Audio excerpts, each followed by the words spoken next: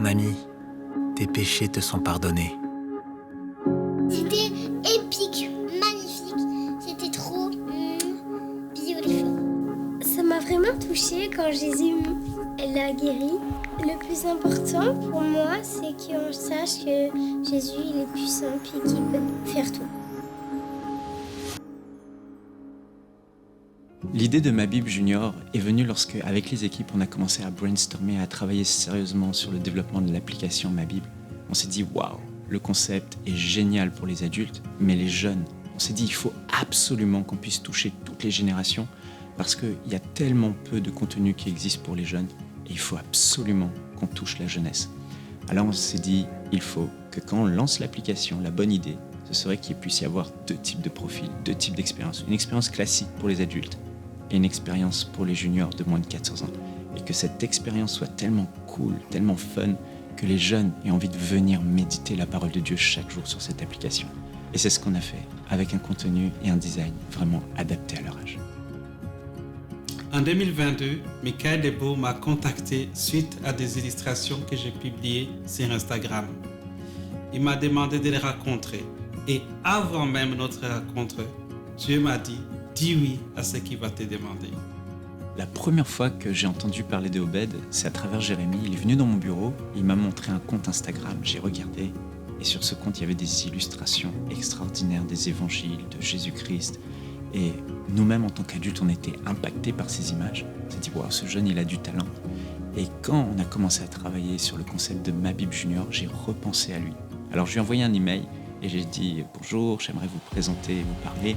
Et est-ce qu'on peut s'appeler ? Et puis là, il a dit, dès qu'il a reçu l'email, en fait, l'Esprit de Dieu lui a dit, quoi que ce soit que Michael te demande, dis oui.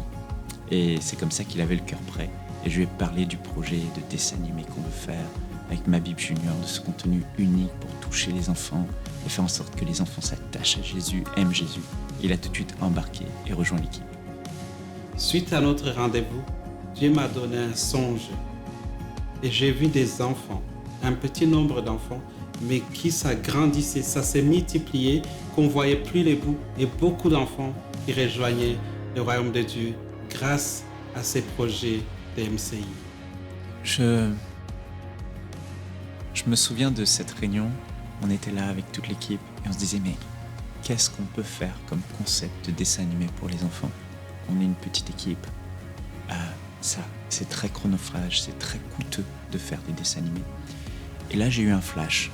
Je me suis souvenu que quand j'étais jeune, avec ma maman, elle me mettait des magnétophones avec des cassettes à bobine et elle me donnait un livre avec des contes animés à l'intérieur avec des belles images. Et j'écoutais ces cassettes et ces belles histoires qui ont bercé toute mon enfance. Et en même temps, je regardais ces belles images. Et là, j'ai dit, c'est ça qu'il faut faire. Il faut qu'on fasse un nouveau concept où c'est pas du full animé comme un dessin animé, mais on voit des images vraiment belles, magnifiques. Et on fait travailler l'imagination de l'enfant avec du sound design et l'accent est mis sur le texte et des pointes d'humour. Ça va être extraordinaire. Et là, quand j'ai partagé ça à l'équipe, il y en avait vraiment qui étaient mordus au dessin animé. Ils se sont dit, il faut qu'on fasse une full animation comme on voit dans les dessins animés de Pixar et autres. Et j'ai dit, je voudrais bien, mais comment on va le faire ? Parce que ça demande des grandes équipes et on n'a pas ces équipiers. Et on n'a pas ces moyens-là. Et on a quand même tenté l'aventure. On s'est dit, on va optimiser. Alors, on commande les fameux costumes qui existent avec lesquels on fait les mouvements de cinéma parce que les mouvements demandent beaucoup d'énergie, beaucoup de temps. Et c'est comme ça qu'on a commencé à faire du motion tracking. Et on a vraiment optimisé le temps, mais malgré tout, ça ne nous permettait pas de faire plus de 2 épisodes de 5 minutes par an. Et ça, c'était pas envisageable. Alors, ce qui est fou, c'est qu'on a montré la version actuelle et la version complètement animée à différentes personnes. Et toutes, sans exception, préfèrent la version actuelle parce qu'elle a une identité. Elle nous permet de nous concentrer sur le texte, sur ce qui est dit. On n'est pas distrait par tout un tas d'animations. Et les images, on peut les travailler, elles sont beaucoup plus belles, avec une emphase vraiment mise sur le sound design. Alors, ce qu'on veut au final, c'est qu'il y ait de l'impact. J'ai eu l'occasion de faire des effets visuels pour Warner Brothers, Disney, comme Maleficent, Dr. Dolittle, King Kong et plusieurs autres. Les projets de Ma Bible Junior, comme Jésus et le paralytique, on m'aurait dit, il y a 1 an, que ça a été fait par 2 artistes, je vous aurais dit que c'est impossible.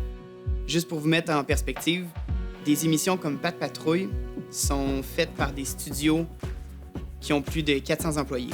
Nous, avec 2 artistes, Obed, un champion en modélisation, Cindy, une championne d'animation 3D, le niveau qu'on a été capable d'atteindre, le niveau visuel, la qualité de l'animation, sincèrement, ce qu'ils ont été capables de faire, pour moi, c'est vraiment impressionnant. J'arrive même pas à m'imaginer qu'est-ce qu'on va être capable de faire avec une plus grosse équipe. Avant de travailler chez MCI pour le projet Ma Bible, j'ai travaillé pour un studio où on avait des contrats avec Warner Brothers et Disney. Mais après m'être convertie en 2020, malgré les bonnes opportunités de travail, où j'ai pu travailler sur Space Jam 2 et Désenchanted, je savais que le Seigneur m'avait conduit à travers mes études pour que je puisse utiliser mes talents pour le servir. Quand je pense à tout le temps que les enfants passent sur les téléphones, à jouer à des jeux ou regarder des dessins animés, je suis très heureux de me dire que bientôt sur ma Bible, on va avoir ce qu'on appelle l'expérience junior. Une expérience interactive, colorée, fun et pleine de jeux qui va aider à la fois les enfants à grandir avec Dieu, mais aussi à connaître la manière dont Jésus intervient dans la vie de tous les jours. Étant adulte, j'ai parfois la nostalgie de jeux et d'histoires que j'ai entendus quand j'étais enfant. Je crois qu'au travers de ma Bible, on est en train de laisser un héritage précieux à ces enfants qui vont s'attacher à la parole de Dieu. J'ai toujours voulu travailler sur des projets pour enfants. En fait, mon rêve, c'était d'un jour travailler pour Pixar. Mais maintenant, mon rêve, c'est vraiment de voir des millions d'enfants touchés, impactés par les projets Ma Bible Junior. Dès maintenant, faites partie des 20 000 partenaires mensuels qui porteront la vision d'EMCI et qui l'amèneront encore plus loin. Pour faire votre don, rendez-vous sur emcitv.com/20 000.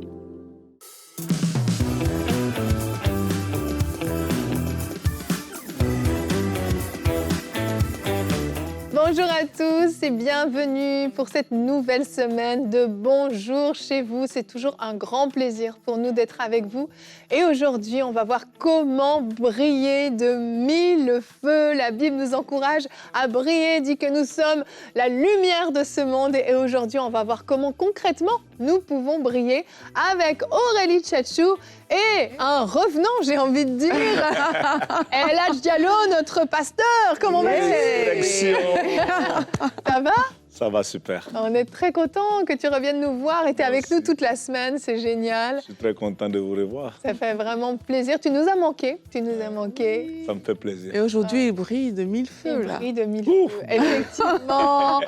Alors El Hadj, aujourd'hui, tu vas être expert. Tu répondras à la question « Quel est le message d'amour qu'a transmis Jésus à l'Église ?» Tu répondras à cette question tout à l'heure dans la rubrique « Réponse d'expert ». Oui. Ça va être... Moi, c'est un message tellement fort. Oui. Je pense que c'est la base de notre marche avec Christ. Vraiment. Yeah. C'est très fort, mais c'est pas souvent prêché, c'est pas populaire en fait comme message. Et on est conscient que c'est même pas un thème hyper populaire qu'on vous apporte aujourd'hui, mais tellement important. Je crois que c'est vraiment le message principal que Jésus a transmis quand il était là. C'est ce message d'amour et j'ai vraiment hâte de t'entendre tout à l'heure. Et Aurélie, on terminera l'émission avec un témoignage. On est lundi, on a souvent des témoignages le lundi. C'est ça, un témoignage qui nous vient d'Allemagne. C'est une dame qui va nous raconter comment cet amour de Dieu dont on parle lui a permis de ramener son cœur à lui, de vivre des délivrances et des choses vraiment fortes. Cool. C'est beau, hein? L'amour est puissant. Ouais. L'amour est puissant. Donc on va voir ensemble comment briller de 1000 feux. Et on commence avec la pensée du jour.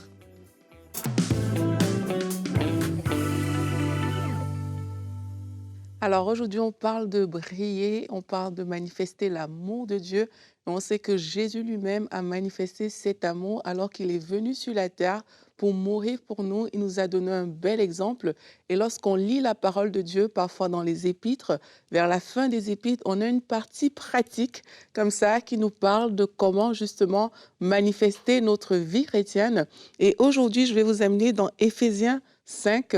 Le titre dans ma Bible, c'est la version parole vivante, c'est « Vivre dans la lumière ». Donc, on parle de briller, donc c'est un beau titre pour illustrer ça. Et à partir du verset 8, dans la version parole vivante, c'est dit « Vous êtes devenus des êtres de lumière. Comportez-vous donc comme tels, répandant la clarté autour de vous. Les fruits que la lumière fait mûrir sont l'opposé des péchés énumérés. C'est tout ce qui est bon, juste et vrai. L'amabilité, la droiture de cœur, une scrupuleuse honnêteté et l'amour de la vérité. Bref, tout ce qui porte la marque de la lumière, c'est-à-dire la marque de Jésus-Christ. Puisque vous êtes des enfants de la lumière, apprenez à discerner ce qui fait plaisir au Seigneur. Examinez et vérifiez votre vie sous cet angle. En fait, dans ce verset, on voit que lorsqu'on a un enfant de la lumière, donc pour briller, on est appelé à vivre d'une certaine manière. Une manière qui ressemble, qui cadre avec ce que Jésus-Christ nous a montré. Et là, ça nous parle des attitudes qu'on doit avoir. Parce que plus loin, il parle toujours, quand on continue dans Éphésiens, des relations entre mari et femme, des relations de soumission, des relations d'amour, des relations entre parents et enfants, employés et patrons.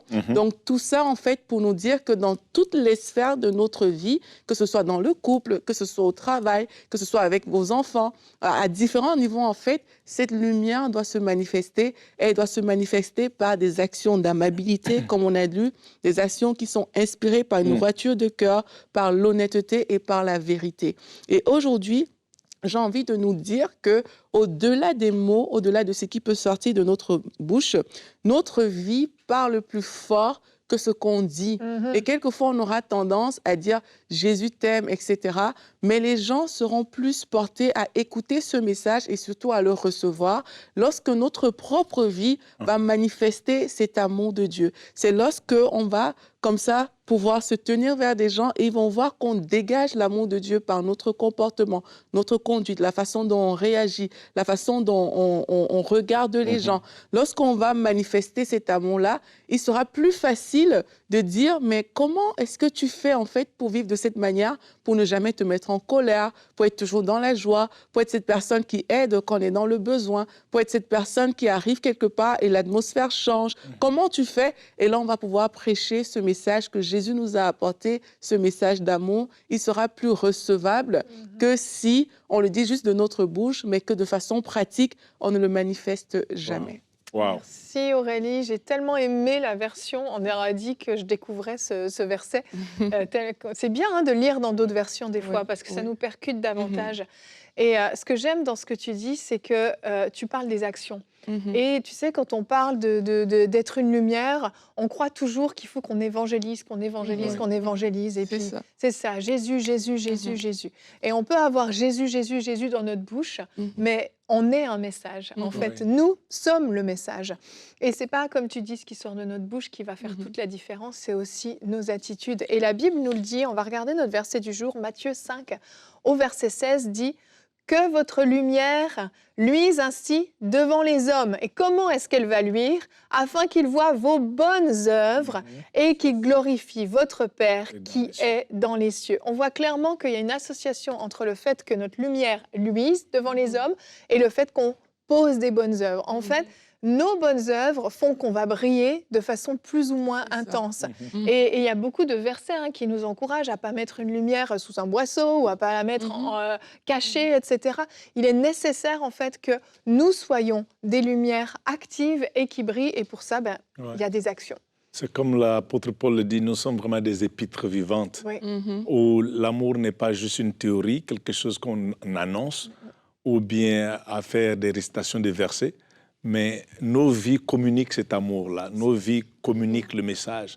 Quand nos bonnes œuvres ou notre attitude à la transformation que nous avons vécue par l'amour que nous avons reçu devient maintenant bénéfique à ceux qui sont autour de nous, notre message n'a plus besoin d'être renforcé. C'est vrai. Parce que c'est plus facile maintenant de recevoir d'une personne qu'on voit déjà que cette personne est en train de démontrer l'amour de façon pratique. Exactement, mais c'est challengeant. Personnellement, je suis challengée. Je pense qu'on doit tous l'être, sinon c'est pas normal. Oui, on est challengé parce que quand on lit la parole de Dieu ou même qu'on regarde comment Jésus-Christ s'est comporté, on se dit mais comment c'est possible? Lui qui injuriait, il ne répondait pas.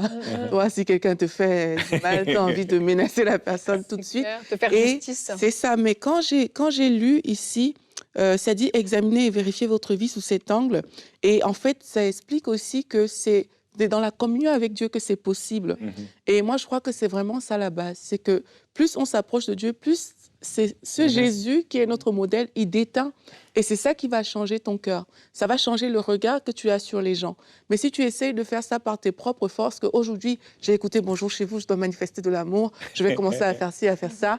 C'est un bon début parce qu'il faut de la volonté pour le faire, mais c'est sur la force de l'esprit que tu dois compter pour y arriver. C'est quand tu vas pouvoir te placer devant vraiment Dieu et dire, Seigneur, montre-moi comment je peux manifester l'amour de façon pratique aujourd'hui. Tu vas peut-être arriver dans un magasin, il y aura peut-être des vêtements que les gens laissent tomber par terre. Toi, tu vas peut-être le ramasser et juste remettre sur, à l'endroit, je ne sais pas, on appelle ça, le truc, la barre, là. Tu vas remettre dessus et ben là, peut-être, tu vas interpeller quelqu'un avec ça. Et Dieu t'aura montré à ce moment-là que, mais regarde, voici une façon de briller. C'est juste de faire du bien. Toutes les autres personnes sont passées, en fait, mais toi, tu as fait ça dans un autre environnement. Peut-être que tu étais habitué à te mettre en colère. Juste le fait qu'on te parle d'une certaine manière et tu réagis non pas par la colère, mais par la douceur, par la paix, ça peut interpeller. Et c'est comme ça qu'on brille, en fait, dans différentes sphères, à différents niveaux, que ce soit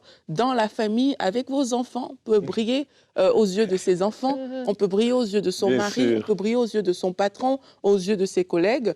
À tous les niveaux, le Saint-Esprit peut vraiment te montrer une manière d'être qui fait que tu n'as pas besoin de trop parler, mais les gens sont attirés par cette façon-là. Et on doit aspirer à ça parce que ça dit examiner et vérifier votre vie sous cet angle. En d'autres termes, dans les petites actions de notre vie quotidienne, même, on le disait juste avant qu'on ne rentre en studio, même au restaurant, comment est-ce qu'on traite une servante, une serveuse peut-être qu'elle a eu une mauvaise journée, puis elle ne sourit pas, et puis elle est un peu... c'est un peu difficile. 1 Corinthiens chapitre 13 qu'on utilise souvent pour les mariages. Moi, je pense que personnellement, ça devait être notre miroir. L'amour est patient, l'amour couvre une multitude de péchés et tous ces éléments. Donc, c'est dans ces petites choses. Quand quelqu'un te coupe dans le trafic, ou tu veux lui donner le doigt, là. Oui, c'est vrai. Et l'Esprit Saint te dit... Non, mais c'est vrai. On se calme. Oui. En fait, qu'on croit qu'on a raison, c'est là où c'est dur de manifester les fruits de l'esprit. Parce que comme tu te dis, j'ai raison, tu t'autorises à être en colère parce que de fait, la personne en face de toi a tort. Et briller, c'est aussi ça. En fait, tu ne peux pas briller si tu ne meurs pas à toi-même. C'est une chose qu'on doit apprendre. C'est l'humilité. Non, mais tu peux pas. Aurélie, arrête de me parler. Écoute, je me parle à moi-même. On se parle à nous-mêmes parce qu'on doit tous grandir là-dedans. Mais en fait, pour moi, manquer d'amour, c'est comme aller à la pêche et je ne mets pas comment ça s'appelle là, l'appât au bout de l'hameçon. Je vais juste la lancer en espérant pêcher un poisson. Je veux dire, ça n'a pas de sens en fait. Je peux passer des heures comme ça, il ne se passera rien. Et on est là des fois, et sérieusement, j'ai déjà eu honte, des fois, de chrétiens avec qui j'ai pu être dans des magasins, même à la caissière au magasin, n'importe quoi. J'ai vraiment vu des choses, j'ai eu honte, des fois. Je me suis dit, non, c'est pas possible qu'on se comporte comme ça. Quand les gens du monde se comportent mieux que nous, on doit vraiment se sentir repris à l'intérieur et on doit se dire, non, non, il faut que je me lève, il faut que je fasse quelque chose. Et je crois que oui, on peut vraiment vivre une révolution. Je donnerai un exemple. Juste là, hier, j'ai atterri à l'aéroport de Dorval. Et les bagages, ça prenait un peu de temps.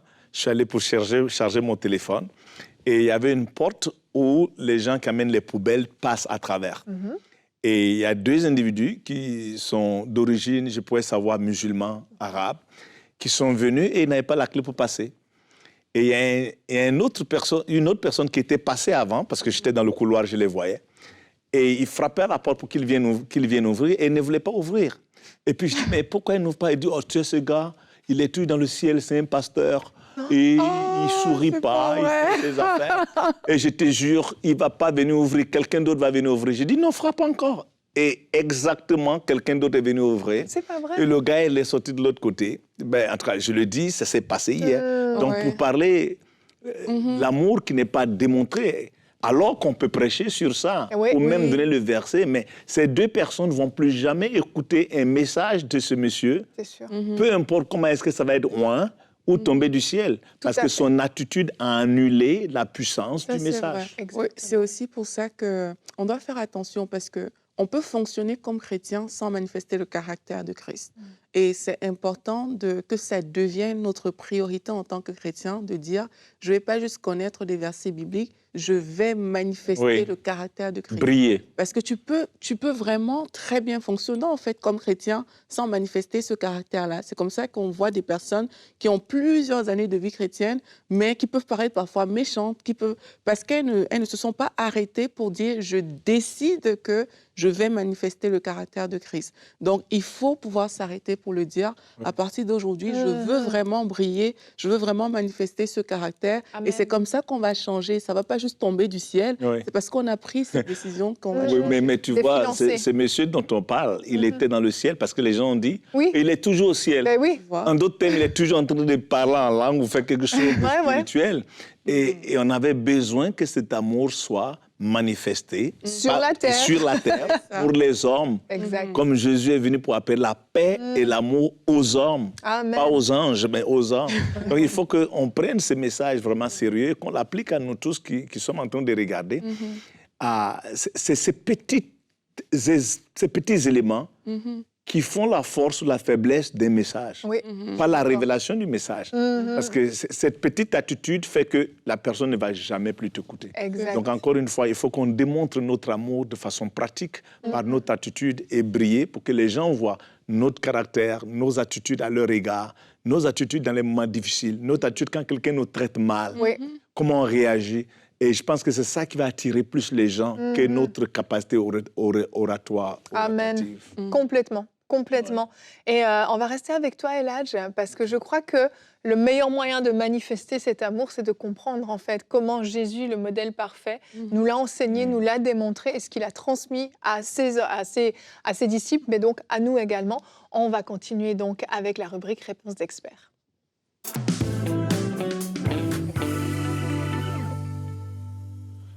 Permettez-moi de commencer avec 1 Jean, je pense, chapitre 4, verset 19, qu'il dit « On aime Dieu parce qu'il nous a aimés. On ne peut pas aimer parce qu'on veut aimer. On aime à travers l'abondance de l'amour que nous avons reçu de Christ. Amen. Et sache que Dieu t'aime. Jésus est venu pour nous enseigner l'amour. Numéro 1, l'amour inconditionnel de Dieu. Et cet amour que nous devons aussi tendre aux gens qui sont autour de nous. J'aime ce verset, je vais le lire. Dans Romains chapitre 5, verset 8, « Dieu a démontré son propre amour à notre égard lorsque nous étions encore pécheurs. » Ça, c'est l'amour inconditionnel.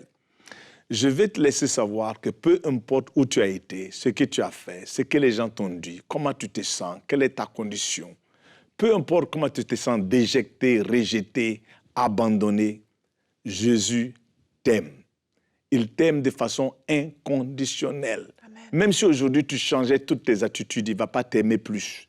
Il t'aime lorsque tu étais encore pécheur. Et c'est ça qui fait que tu peux être attiré vers lui et recevoir cet amour, qui est un amour qui transforme pour que toi aussi tu deviennes un agent de transformation. Numéro 2, Jésus nous a enseigné que l'amour est le commandement suprême. Il est le commandement au-delà de tout autre commandement. Dans Matthieu chapitre 22, versets 37 à 40, il dit « Tu aimeras le Seigneur ton Dieu de tout ton cœur, de toute ton âme et de toute ta pensée. » C'est le premier, le plus grand commandement. Et le second semblable à celui-là, « Tu aimeras ton prochain comme toi-même. » Ces deux commandements dépendent de toute la loi et les prophètes. Donc Jésus nous donne un commandement, dit « La façon que je vous ai aimé, ne la gardez pas pour vous, aimez également. » Jean 3,16 dit « Dieu a tant aimé le monde qu'il a donné son Fils unique. » Mais 1 Jean 3,16 dit « Parce que vous avez été aimés, vous aussi à votre tour, sacrifiez pour les autres personnes. » Encore une fois, on revient au fait que c'est de l'amour qu'on reçoit de Dieu que nous pouvons aimer les autres personnes. Et Dieu t'aime immensement et il nous donne un commandement. L'amour que tu as reçu, tends ça à quelqu'un d'autre, que ce soit à ton travail, dans ta famille, pour tes enfants, que ce soit dans la rue. Ne juge pas, toujours la miséricorde et l'amour qui guérit toujours et qui rapproche les gens de voir le salut de Christ et le sacrifice qu'il a fait pour eux. Numéro 3, l'amour comme marque distinctive des disciples de Christ. Et ça doit être le phare de l'Église. Parce que Jésus a pris son temps, il a dit dans Jean 13, 35, « À ceci, tous connaîtront que vous êtes mes disciples si vous avez de l'amour pour les uns et pour les autres. » Cela signifie simplement que l'amour doit caractériser nos relations au sein de la communauté des croyants. Mais malheureusement, il faut le reconnaître. Des fois, la plupart des déchirures, des blessures, des agressions, des batailles, des divisions et toutes les autres choses qui sont nées du diable et de la chair se trouvent au milieu de nous parce que l'amour a été mis de côté. Revenons à l'amour. Même dans cette année, ça c'est une belle résolution. Amen. Quand Jésus nous parle et nous dit « aime tes ennemis », des fois je me dis « mais même mes amis, c'est difficile de les aimer. Comment je peux aimer mes ennemis ?» Mais de l'amour qu'on reçoit, de l'abondance de l'amour qu'on reçoit de Christ, on est capable aussi de pouvoir aimer nos ennemis, comme lui l'a fait quand il a tendu ses mains sur la croix de Golgotha.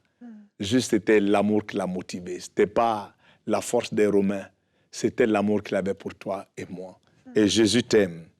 Et ça, entre nous, ça va nous distinguer de savoir que ces gens, même sans entendre un message, ils sont les disciples de Christ. Regarde comment ils sont connectés.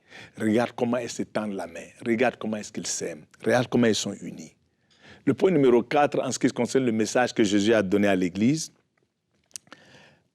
c'est l'amour sacrificiel. Ça, c'est cet amour-là qu'on appelle agapé. Ce n'est pas l'amour sentimental. Dans l'amour sentimental et émotionnel, si quelqu'un te fait du bien, je te fais du bien aussi. Si tu as été gentil avec moi, je suis gentil avec toi. Mais l'amour sacrificiel, c'est que tu m'as fait du mal, mais j'ai choisi de te pardonner et de t'aimer. Ça, c'est un miracle. Amen. Ça prend, comme Aurélie le disait, de se rapprocher de l'Esprit Saint. Parce que l'humain en tant que tel n'est pas capable. Ça encore, c'est une invitation de voir notre incapacité de surmonter ces obstacles lorsque quelqu'un nous haït, lorsque quelqu'un nous a fait du mal et du tort. De pouvoir l'aimer, nous devons nous rapprocher de Jésus-Christ, du Seigneur Jésus. Remplis-moi de ton amour inconditionnel. Remplis-moi de ton amour sacrificiel pour que je puisse tendre la main de communion, pour que je puisse pardonner et pouvoir aimer cet individu.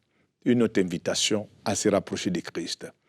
L'autre point que j'aimerais vous donner également, l'amour également, c'est une force transformative. Je me rappelle quand j'ai donné ma vie à Jésus-Christ et j'ai eu le privilège, la grâce de voir Jésus marcher vers moi. Je l'ai déjà dit dans une émission passée. Je n'ai pas vu la crainte de Dieu, je n'ai pas vu la peur, je ne me suis pas senti petit, je ne me suis pas senti diminué ou jugé. Tout mon corps sentait l'amour de Christ. C'est comme l'amour marchait vers moi. Et quand cet amour marchait vers moi, ma transformation a commencé. Frères et sœurs, lorsqu'on permet à Dieu de trouver une place dans notre vie, son amour qu'on l'accepte, nous commençons à voir une transformation interne. Ce n'est même plus quelque chose à suivre dans la tête. Non. Cet amour-là commence à te transformer à l'intérieur. Tu ne fais plus les bonnes choses parce que tu as peur de Dieu. Je sais que la Bible dit la sagesse, le commencement de la sagesse, c'est la crainte de l'Éternel. Mais je le dirais, la plénitude de la sagesse, c'est lorsqu'on obéit à Dieu, pas parce qu'on le craint, mais parce qu'on l'aime. Amen. Parce qu'on sait qu'il nous aime. On voit ce Dieu-là qui nous a aimés lorsqu'on était pécheurs. Donc quand j'ai vu Jésus marcher vers moi, bien vrai que j'étais pécheur, rebelle, je me suis senti accepté. Et je pense que c'est un mot important. Beaucoup de personnes qui se sentent dans l'isolation, qui se sentent sans valeur. Cet amour de Jésus-Christ te donne l'assurance que tu vaux la peine, l'assurance que tu es accepté, que c'est pour une raison précise pour laquelle tu es sur cette planète. Et je vais prendre ces dernières minutes pour parler à quelqu'un qui nous regarde. Peut-être que tu te sens indigne, que tu as fait certaines choses, que tu dis, non, peu importe ce que je vais faire, Dieu ne peut plus m'accepter. Et cette voix de l'ennemi est en train de sonner dans ta tête, que c'est fini pour toi. Tu ne peux plus être accepté. Les plans que Dieu avait pour toi, il a changé ta vie à ton égard. Tes péchés sont trop profonds, ta rébellion a été trop profonde. Et tu te sens dans cette place-là de désarroi et d'abandon. Ce message est pour toi. Tu ne peux pas être plus loin que la main de Dieu, que l'amour qu'il a pour toi. Dieu t'a tant aimé qu'il a donné son fils Jésus-Christ. Imagine-toi, il ne va pas remourir. Parce qu'il t'aime. Les Écritures disent que son amour est plus fort que la mort. L'amour de Dieu est plus fort que la mort. Et même plusieurs eaux ne peuvent pas éteindre le feu de l'amour qu'il a pour toi. Jésus t'aime. Ça, c'est l'amour, c'est ce message que Dieu nous a donné. Mais c'est le message que Dieu a exprimé d'abord à travers la mort de son Fils unique pour que nous puissions être des ambassadeurs à le communiquer aux autres. Reviens à Jésus-Christ, il t'aime beaucoup. Amen. Quel message, franchement. Il y a tellement à méditer sur ce sujet, tellement de choses à creuser. C'est profond, on vous donne juste des miettes là. Et vraiment, avant qu'on passe au témoignage, vraiment, j'aimerais vous encourager à méditer sur les paroles de Jésus. Vraiment, retournez dans les évangiles. Reprenez cette décision de lire les évangiles et arrêtez-vous sur chaque enseignement de Jésus. Comment il a parlé sur l'importance d'aimer les autres. Comment il nous a encouragés à pardonner. Comment il nous a encouragés à manifester cet amour de façon concrète. Amen. Et c'est tellement précis, c'est tellement développé. 1 Jean nous parle beaucoup aussi de l'amour. Allez lire ce verset, méditez sur les fruits de l'esprit. Et il est temps que vraiment les chrétiens se lèvent et les chrétiens commencent à vraiment être dans l'amour. Je crois vraiment que c'est un appel du Seigneur aujourd'hui à ce qu'on se lève et on commence à aimer de façon concrète et efficace. Et j'aimerais vraiment que chacun puisse écouter cette émission et se dire « Je fais de ce message une priorité pour les prochaines semaines. C'est mon thème de méditation. Je veux m'arrêter là-dessus et je veux changer. Je veux vivre une transformation à l'intérieur. Je veux commencer à aimer comme Christ a aimé. » On va continuer. Aurélie, on va écouter ce beau témoignage.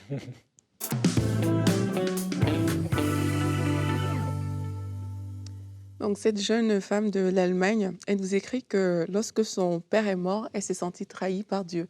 Pourquoi? Parce qu'elle avait beaucoup prié qu'il n'arrive rien à son père, mais finalement, il est tout simplement décédé. Et ce que ça a créé chez elle, c'est qu'elle n'arrivait plus à prier, elle n'arrivait plus à parler à Dieu véritablement parce qu'elle se sentait trahie. Mais un jour, quand même, elle dit qu'elle est sûre que c'est Dieu qui l'a poussée à faire ça. Un jour, quand même, elle a voulu se rapprocher de Dieu, même si les mots ne sortaient pas de sa bouche. Elle a voulu passer du temps avec lui. Et elle s'est retrouvée comme ça, et dit, à passer des moments magnifiques. Elle a commencé juste à rendre grâce à Dieu pour le temps qu'elle a passé avec son père, sa famille, etc. Elle dit qu'elle ne demandait rien. C'était juste des actions de grâce pour Dieu et pour ses bienfaits. Et ça, vraiment, ça a ouvert comme une brèche à l'intérieur de son cœur à elle. Et elle dit qu'au bout d'une semaine, quand elle a fait ça, elle a senti la paix et l'amour de Dieu la saisir. Elle s'est sentie vraiment profondément aimée et guérie par Dieu de ce qu'elle avait à l'intérieur. Mais c'était que le début. Parce que de ça, elle naît beaucoup de choses, en fait. Vu qu'elle n'arrivait pas vraiment à prier et tout, elle dit qu'elle a commencé comme ça à rentrer dans une intimité avec Dieu. Elle est allée sur EMCI et elle a commencé à avoir des émissions. Elle en cite plusieurs. Je ne pourrais pas citer toutes les émissions de EMCI qu'elle a citées. Mais en gros, dans les différentes émissions qu'elle a citées, il y avait toujours des paroles qui venaient de façon précise. La première, c'était une émission sur Halloween. Elle dit qu'il y a une parole qui a été prononcée dans cette émission qui a dit qu'il y a des gens qui sont enchaînés par des vrais esprits méchants et qui ne sont pas libres, en fait. Et que dans cette émission-là, alors que ça a été cité, c'est venu faire quelque chose à l'intérieur d'elle. Plus tard, elle a écouté d'autres émissions qui parlaient de délivrance. Elle a écouté ça et vraiment, elle dit que quelque chose s'est passé, elle a commencé à prier et elle a vraiment été délivrée. Elle a demandé à Dieu, suite aux différentes émissions, que sa lumière soit dans sa vie, en fait, alors qu'elle priait même parfois pour d'autres sujets. Mais le Saint-Esprit l'accompagnait comme ça. Et un jour, elle a demandé que la lumière de Dieu soit. Elle s'est rappelée des choses qu'elle avait faites dans le passé, qu'elle a dû confesser, demander pardon pour ces choses-là. Elle ressentait aussi certaines fois des oppressions et tout. Et là, elle dit en fait que tout ça est terminé. Je vous dis, je vais très vite. Son témoignage est très long parce qu'elle a vécu beaucoup de choses. Dans chaque émission, elle prend différents éléments qu'elle nous partage comme ça, qu'elle a vécu. Et elle dit qu'à la fin de tout ça, c'était comme un poids de 15 à 20 kilos qui a été enlevé et arraché de moi. Je me sens légère, très légère. Je respire, mon nez est ouvert. Je loue Dieu, je n'arrive pas à le croire. Je me sens légère, je suis libre. Donc voilà ce que l'amour de Dieu a fait dans sa vie. Et je savais que Dieu m'aimait, mais ça alors c'est bien au-delà de ce que je pouvais m'imaginer. Je suis aimée. Amen. Adieu, vraiment. Ah, on Formidable. n'imagine pas l'impact que ça peut avoir. Hein. Elle se sentait L'amour trahie, de Dieu. t'imagines? Trahie, bah oui, Mais trahie par Dieu en c'est plus. ça. Donc, en qui tu peux faire confiance si Dieu t'a trahi? Oh. Mais Dieu est bon et fidèle. Merci Aurélie pour ce beau témoignage. C'est tellement encourageant, vraiment. Et voyez ce que cette femme a vécu, vous pouvez aussi l'expérimenter. Amen. Le Seigneur peut guérir votre cœur si vous n'arrivez pas à aimer parce que vous-même, vous êtes meurtri. Le Seigneur peut surnaturellement opérer ses Amen. guérisons dans votre cœur. Amen. Vous pouvez être complètement restauré. Venez Amen. simplement à lui, déposez devant lui cette peine, cette souffrance que vous avez. Dites-lui, C'est Seigneur, fort. je n'en veux plus, guéris mon cœur. Voici mon Alléluia. cœur, guéris-le. Yes. Il va le faire au nom Amen. de Jésus. Amen. Ah, moi j'aurais continué une demi-heure de plus. Hein. En tout cas, demain, on a un nouveau thème. Comment discerner le bon timing? Très important aussi. Tellement d'erreurs ont lieu parce qu'on n'a pas discerné le timing. Et là, tu feras une rubrique famille, les adolescents et les relations amoureuses. Quand on parle de timing, on est en plein dedans. Et alors là, franchement, c'est la première fois qu'on fait une rubrique précise comme ça par rapport à ça. Et on vous donne rendez-vous vraiment. Parlez-en autour de vous. Je crois que ça va être une très très belle émission. Que Dieu vous bénisse et bonjour chez vous.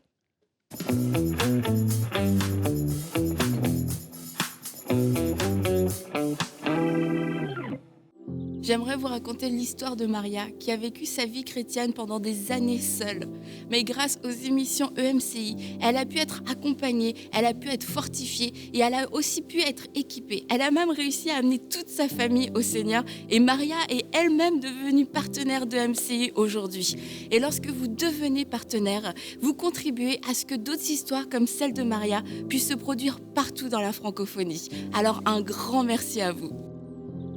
Dès maintenant, faites partie des 20 000 partenaires mensuels qui porteront la vision d'EMCI et qui l'amèneront encore plus loin. Pour faire votre don, rendez-vous sur emcitv.com/20 000.